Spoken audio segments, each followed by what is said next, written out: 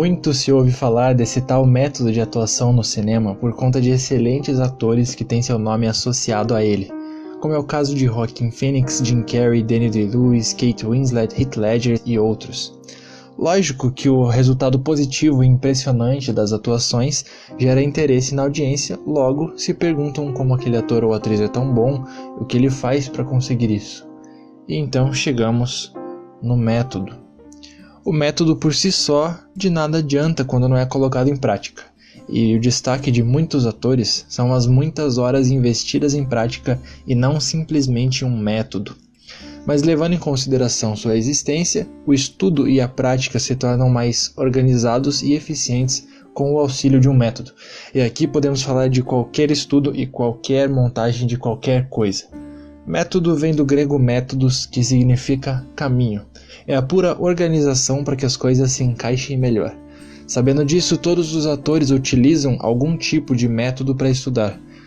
Mas quando se ouve método de atuação no cinema, muito provavelmente se fala do método de Stanislavski, um método que foi desenvolvido por, adivinha, Stanislavski. As histórias de Jared Leto como Coringa, o tempo todo no set de Esquadrão Suicida, de Jim Carrey infernizando as filmagens de O Mundo de Andy 24 horas por dia, de Daniel Day-Lewis causando medo real nos outros atores, são histórias que sempre vêm à tona quando se fala do método.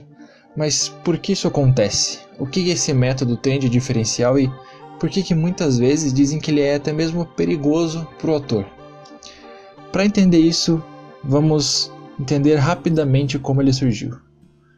Como dito, ele foi criado por Konstantin Stanislavski, um ator, diretor e teatrólogo russo. E a fim de utilizarmos os termos de maneira mais apropriada, ele criou um sistema de ferramentas para auxiliar o ator. Sistema, que significa a reunião dos elementos que compõem o todo, enquanto método é o caminho pelo qual esse sistema é aplicado. Stanislavski pensou seu sistema para ajudar os atores no teatro naturalista, pelos finais do século XIX e início do XX.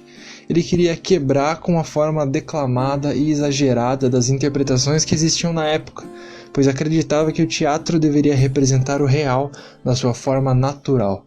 Ele queria o naturalismo, que podemos dizer ser uma ramificação mais intensa do realismo, onde as coisas são retratadas como são. No exemplo do teatro, se houvesse um candelabro no texto, ele deveria existir realmente em cena, e não uma mera representação simbólica dele. Exatamente da mesma maneira como é no cinema.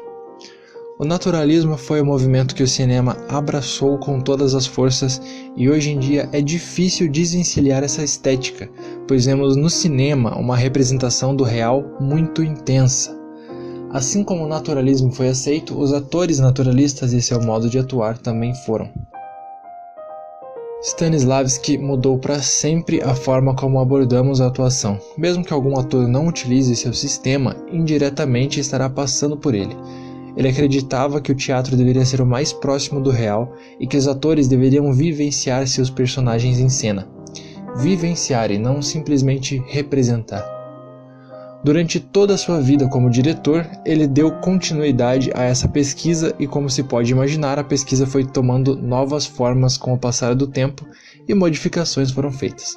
No início de sua pesquisa, ele descobriu uma ferramenta a qual chamou de memória emotiva.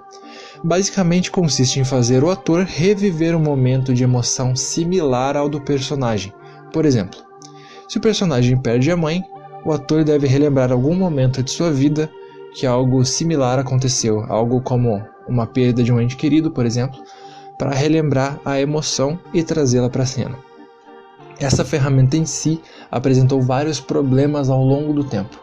Uma memória usada em excesso nessa finalidade perde sua eficiência, desgasta, por exemplo. Ou o ator pode acabar vivenciando situações psicológicas não resolvidas e isso pode ser um problema para ele também. Stanislavski percebeu isso e mudou a sua forma de abordar a memória emotiva. Porém, até isso acontecer, seu sistema e seus primeiros escritos já tinham se espalhado por o mundo, levando seu nome e fazendo muitas pessoas acreditarem até hoje que seu sistema consiste basicamente nisso. o que é um grande erro, já que o sistema possui várias e várias ferramentas poderosas para auxiliar no trabalho do ator e que se completam no todo.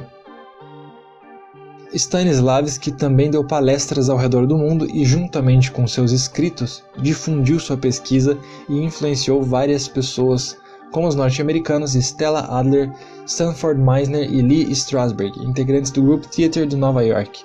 Mas foi Stella Adler que, após um estudo privado com Stanislavski, trouxe a informação de que ele tinha mudado a abordagem de sua pesquisa, afirmando que os atores deveriam buscar os pensamentos e sentimentos por meio das ações físicas, tirando completamente a memória emotiva do foco, e que essa deveria ser usada em último caso.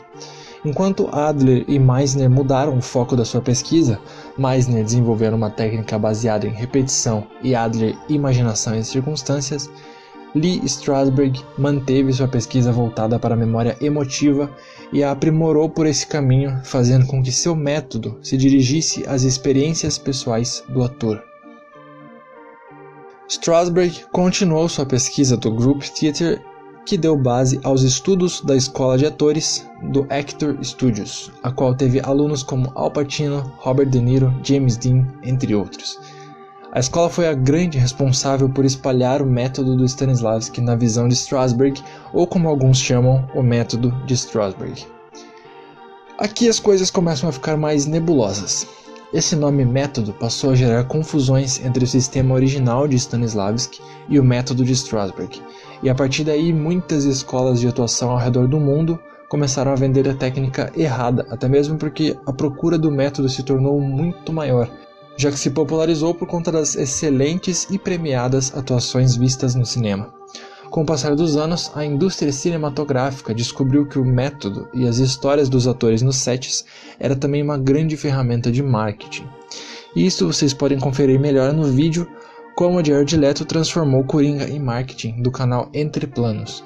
Ele faz uma análise excelente e detalhada sobre o assunto, vale a pena dar uma olhada. Existem vários caminhos para chegar a um fim. É inevitável a eficácia do método de Strasberg, tendo em vista o sucesso de diversos atores que o utilizaram em representar com maestria seus personagens.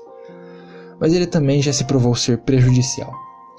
Não é qualquer ator que se adapta ao método, e muitos deles preferem outras abordagens para suas interpretações e chegam a resultados tão surpreendentes como. Além disso, há situações de ficção científica extrema, por exemplo, que o método simplesmente não funciona. Antes de encerrar o vídeo, eu gostaria de levantar mais uma questão. Até que ponto vale a pena utilizar o método em seu extremo quando se trabalha com uma equipe de profissionais que ralaram tanto quanto e tem seu trabalho na mesma importância? Quando eu digo extremo, eu me refiro a atrapalhar todo o processo de filmagem. Existe um documentário chamado Jim and Andy que mostra Jim Carrey vivendo seu personagem durante todo o tempo e transformando o set em um inferno. É inevitável a qualidade de atuação que Jim Carrey chegou no filme O Mundo de Andy, mas será que não poderia ter chegado a isso de outra forma, ou de forma não tão extrema? Porque quando falamos de cinema ou de teatro, falamos de uma equipe que se esforça para fazerem as coisas acontecerem e não de um único ator.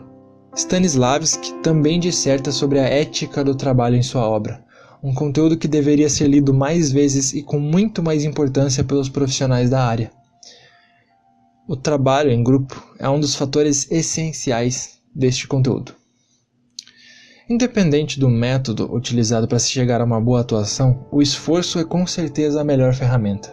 E nada deveria ser feito sem levar em consideração toda a equipe que trabalha em conjunto. Enfim, como espectadores, no final das contas, o que a gente quer é ser presenteado com uma excelente atuação. Muito obrigado por ter assistido esse vídeo até o final. Se você gostou do conteúdo, compartilhe com seus amigos e até a próxima.